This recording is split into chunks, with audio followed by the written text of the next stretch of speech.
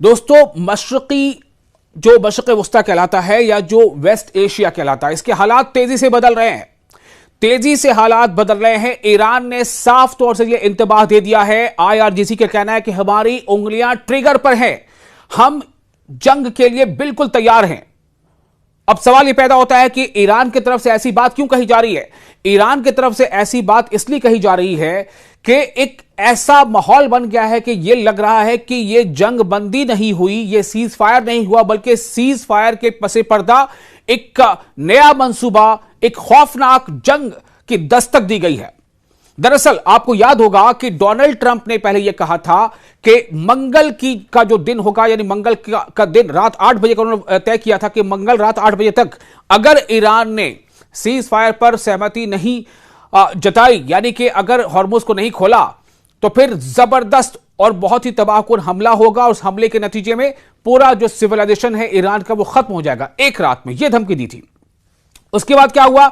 उसके बाद जब डेडलाइन खत्म होने में लगभग 1.5 से 2 घंटे बाकी रह गए थे, तब यह खबर आई कि डोनाल्ड ट्रंप ने खुद ट्रुथ सोशल मीडिया पर इस बात की जानकारी दी कि सीज फायर हो गया है, ईरान और अमेरिका के बीच रजामंदी हो गई है जंग को रोकने के लिए। 2 हफ्तों के लिए जंग रोकने पर रजामंदी हो गई है। लेकिन उसके कुछ ही घंटों के बाद इस्राएल ने लेबनान पर जबरदस्त हमले किए और इतने शदीद हमले किए कि हालिया दिनों में लेबनान पर इतना शदीद हमला नहीं हुआ था। इस शदीद हमले में 300 से ज्यादा लोगों की मौतें हो गई हैं जो लेबनान पर हुआ है। लेकिन अब आप यह समझिए कि जब इस बारे में ईरान ने अपना एतराज जताया और यह कहा कि दरअसल ईरान ने जो 10 नुकात बातचीत को लेकर के, जो 10 नुकात 10 पॉइंट्स एजेंडा जो ईरान ने तय किया था, जिस एजेंडे को अमेरिका ने यानी डोनाल्ड ट्रंप ने इस बात के लिए यानी वर्केबल है, डोनाल्ड ट्रंप ने कहा था कि these are the workable points, इस पर काम किया जा सकता है, बातचीत की जा सकती है और उस पर रजामंदी जाहिर करते हुए अमेरिका और ईरान के बीच जो है रजामंदी हुई थी। उस 10 पॉइंट में इस बात का भी जिक्र था कि जो एग्रेशन है, एग्रेशन मतलब कि जारहियत, ये जो हमला हो रहा है जिसकी शुरुआत अमेरिका और इस्राएल ने की थी 28 फरवरी को, वो एग्रेशन हर फ्रंट पर रोका जाएगा। हर फ्रंट पर ये एग्रेशन यानी ये हमले रोके जाएंगे। इसका मतलब क्या था? हर फ्रंट का मतलब ये हो गया था कि ईरान पर जो हमले हो रहे हैं वो भी बंद होंगे, ईरान जो हमले कर रहा है इस्राएल पर या अमेरिका के तमाम दूसरे अड्डों पर जो कि खलीजी मुल्कों में, वो भी बंद होंगे, और इस्राएल जो हमले कर रहा है लेबनान पर वो भी बंद होंगे, और इस्राएल जो हमले कर रहा है गाजा पर वो भी बंद होंगे।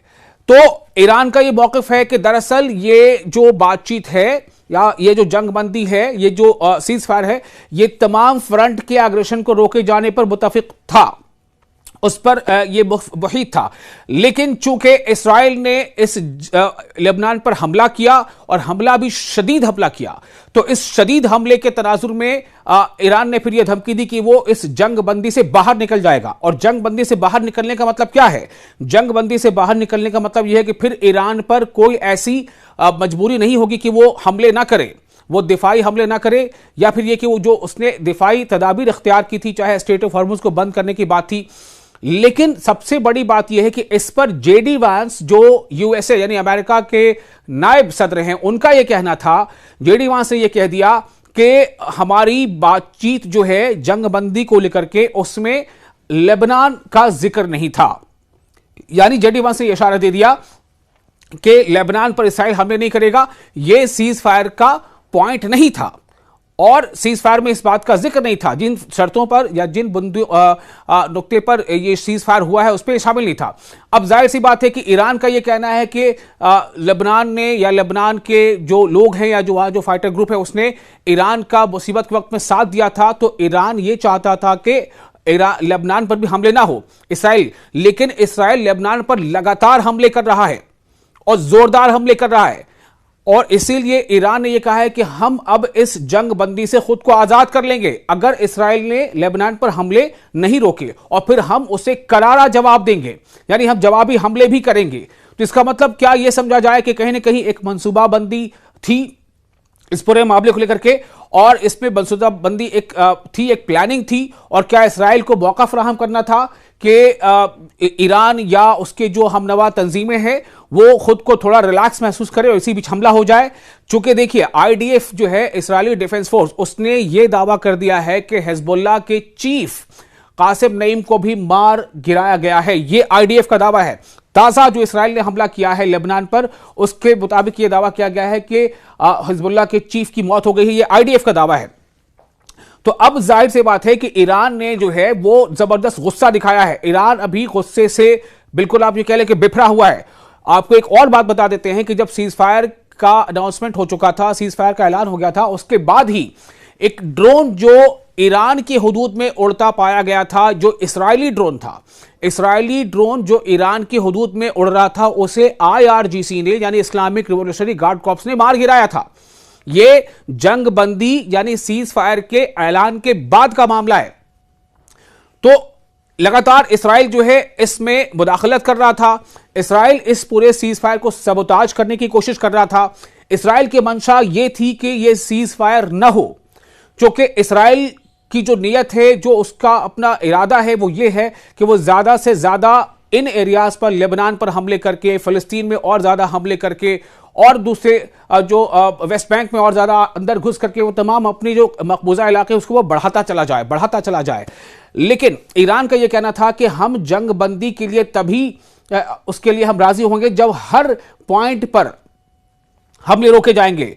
वो हमला लेबनान पर भी रुकना चाहिए, वो हमला गजा में भी रुकना चाहिए।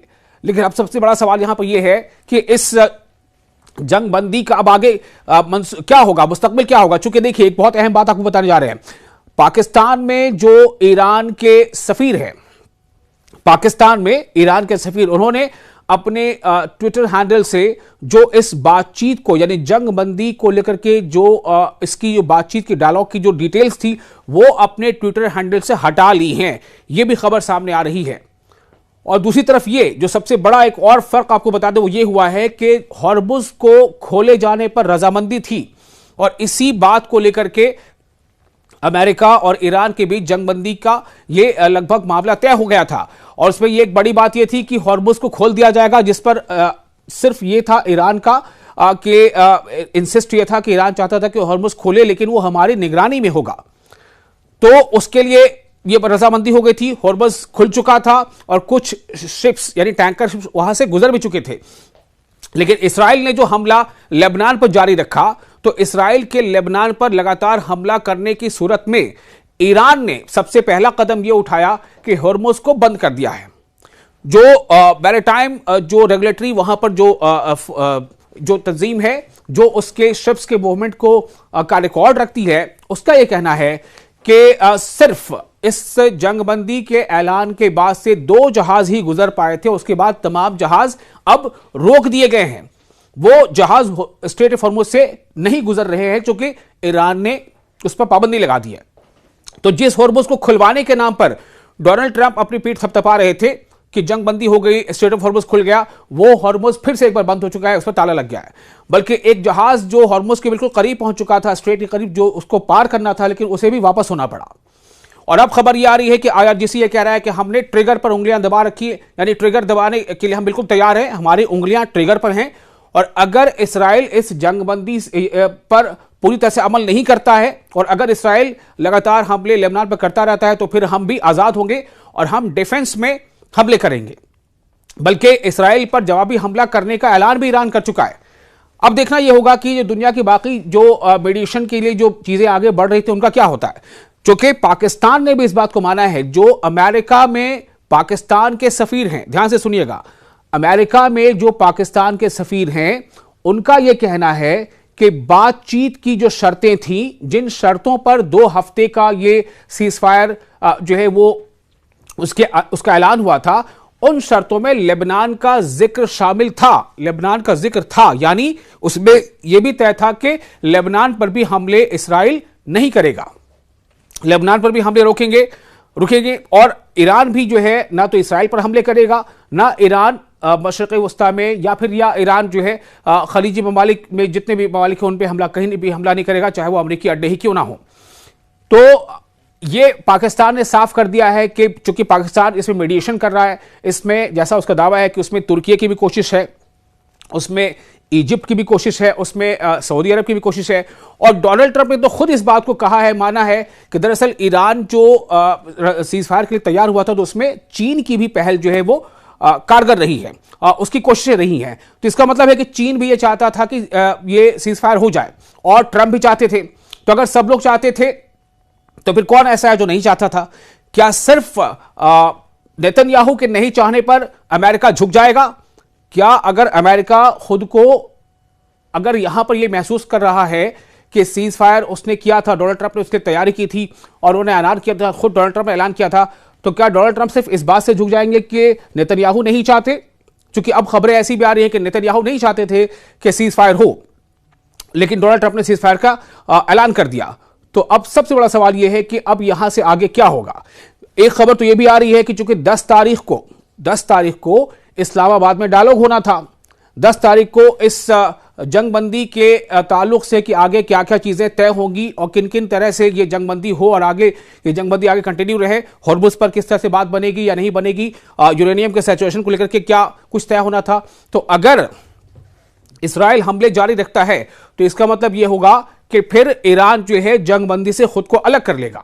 और अगर ईरान खुद को जंगबंदी से अलग कर लेता है तो इसका मतलब क्या हुआ कि एक तो यह कि ईरान जो इस्राइल पर हमले शुरू कर देगा और फिर से हो सकता है कि ईरान अमेरिकी अड्डों पर भी हमला करे, और साथ ही साथ ये कि हॉर्मुज जो है वो फिर से बंद रहेगा। और अगर हॉर्मुज बंद रहता है तो वहां से शिप्स नहीं गुजर पाएंगी, ईरान की मर्जी होगी, इसे चाहे जाने दे, इसे चाहे ना जाने दे।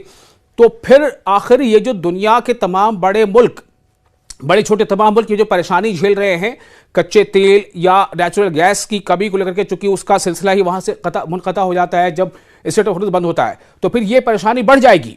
और इसीलिए आप देखिए उसका शुरुआती असर है, जैसे ही इस सीज़फायर को लेकर के सवालों की बौछार शुरू हो गई, ये सवाल उठने लगे हैं, तो उसके साथ ही जो कच्चे तेल की कीमत है फिर से उसमें उछाल आ गया है।